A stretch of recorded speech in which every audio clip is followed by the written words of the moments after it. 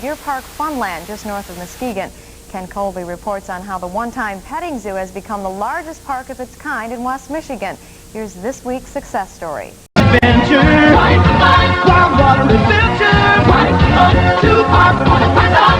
Michigan's largest amusement park opens this Saturday. At Michigan's Adventure and Wild Water Adventure, you get 2 parks for the price of 1. There's something for the whole family. Michigan's Adventure. 8 miles north of Muskegon. Russell Road, exit off US 31.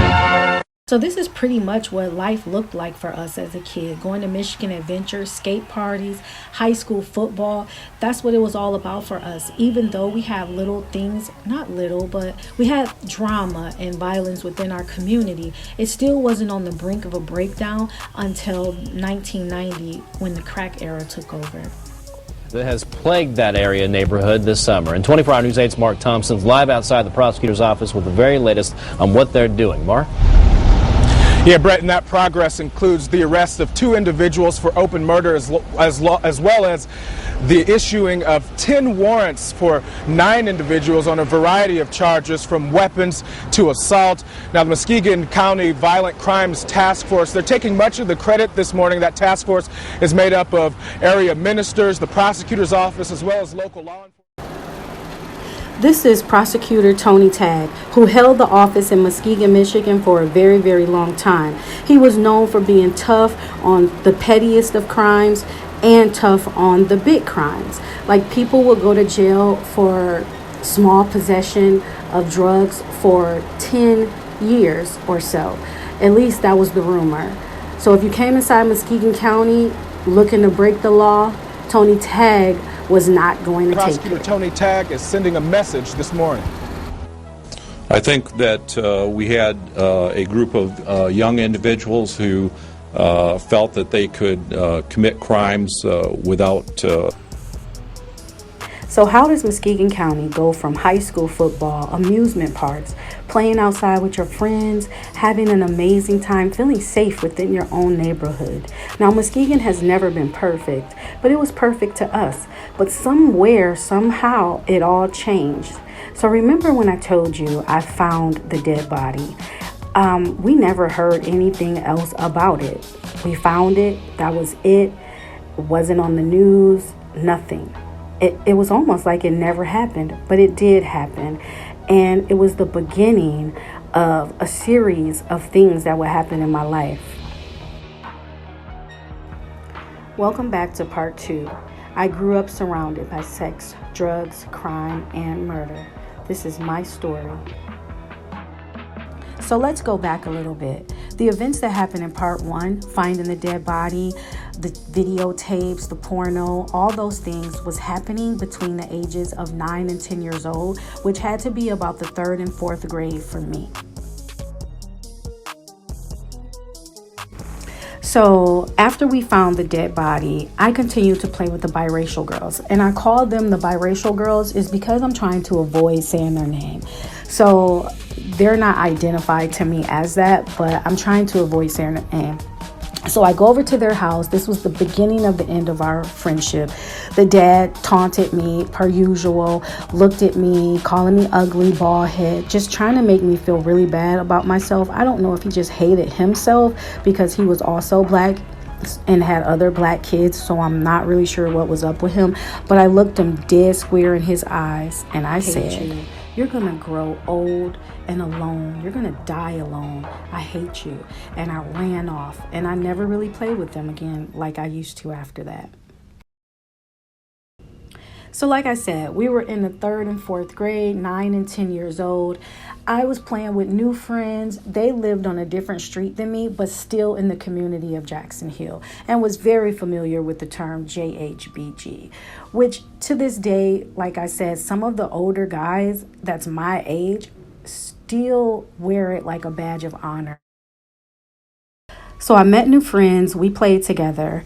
And it was great. We all had a really good bond. But before I get into the events that happened after I met my new friends and start hanging out on their street, I need to go back to when we moved on Jackson Hill. My mom and dad had got a divorce, and she had a new boyfriend. He moved in with us on Jackson Hill. A couple of years after my mom got divorced and she was with the new boyfriend, she soon had got pregnant with my brother. And by the time I was 9 and 10 years old, my brother was born. So my brother was about 2 years old when his dad killed himself. I don't know if he killed himself or if somebody watched him or was it accidental, but I'll tell you what happened. So my brother's dad was an alcoholic, a big alcoholic, not just come home and have a drink after work, because work, it wasn't even a thing. He was a straight up alcoholic. I'm not sure why my mom liked him, but she did. And when I tell you he was an alcoholic, I mean a pissy drunk alcoholic. And one day we were at home and the ambulance and everything was going around the corner. And people ran to come and get my mom, and she goes over there. So my mom's boyfriend ended up dying, and he died by choking on his own vomit. And right here was the house that he died at. It used to be a house right here. And people said that his friends that he was with, drinking and all the stuff that they were doing, just sat there and watched him die. They didn't try to roll him over and help him. They just let him die. And I don't know if it's because he was hopeless that they just let him die and choke on his own vomit, but that's what happened. He choked on his own vomit, and my little brother was about 2 years old when this happened. And for me, life just went on as usual. I'm a kid, I'm having fun, I've met new friends. Life just went on as normal. I knew my mom had to be going through a lot, but it never dawned on me because, again, I was a kid. So shortly after my mom's boyfriend died from choking on his own vomit, I hung out more and more with my new friends over on Leonard Street. And we would all be friends up and through high school till graduation. Even when I moved to Detroit, we were still pretty cool. But that's a whole nother story. So when I started hanging out on Leonard Street, immediately there was murder drama. So there was this kid on Leonard Street, and everybody warned me about him. Don't really mess with him a lot because he's kind of off. He would later grow up and kill his wife, shoot her multiple times. But before that, as a juvenile, he was on trial for murder. His grandmother was known to do voodoo, and they said that the grandmother did voodoo on the judge, and that's how he got off.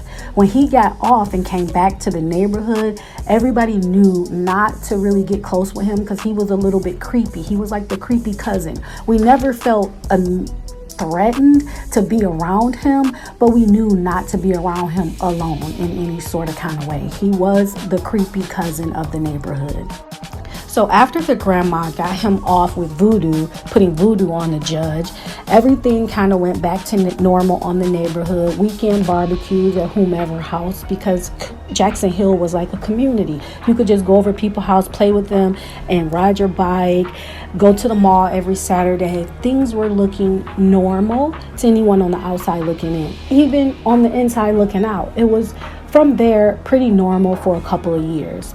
My mom had got a new boyfriend, and I had also got a new friend that lived way over near the middle school, because remember, we're in middle school now. So she got me into doing cheer for the city, Port City cheerleaders, and I was a cheerleader for maybe 6th grade all the way up and through 11th. And we would do that on Saturdays as well, and just have so much fun as being cheerleaders for the city.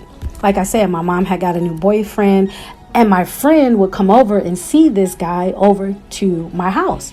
And my mom thought he was so handsome. He also was, his mother lived on Leonard Street. So that was happening. But later on, when they broke up, my friend mom started to date the man that my mom broke up with, which I thought was very awkward. I would go over to her house and he was there. So he knew me because he was at my house all the time with my mom. And now he's with my friend's mom. And my friend mom knew that my mom had dated him, which I thought was very weird. It was very, very weird for me. But I didn't really pay it any mind because, again, at this time I'm like a very young teenager going into my tween years, and we were still friends and having fun. So after my friend's mom broke up with my mom's ex-boyfriend, he started hanging out again with another lady that lived on Leonard Street. So it wasn't, hard for me to understand that he was a little loosey-goosey. He got around. But the story gets interesting after my cousin moves from Mississippi to Muskegon, Michigan. By the time my cousin moved to Muskegon from Mississippi, I had to be in about the 7th grade. I was excited to have her because I'm used to seeing her in Mississippi when we go visit. So to have my first cousin come up from Mississippi to live with us, it was great. It seemed great, at least. Let me tell you about the first time I figured out my cousin was batshit crazy. And when I say crazy, I mean crazy. Now, I don't want you to get me wrong. I still love my first cousin, but I did figure out she was crazy. Even after all the events that I'm about to tell you, I still love my cousin. It's my first cousin. But nevertheless, old girl is crazy as hell. Homie, homie, homie, homie, homie, homie.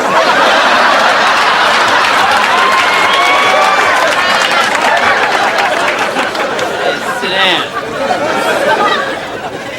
All right, kids. I'm Homie the Clown. Y'all ready to have some fun? Yeah! All right, what y'all want me to do first? Homie, What? now do a silly clown dance for us. Oh. Yeah, degrade myself, huh?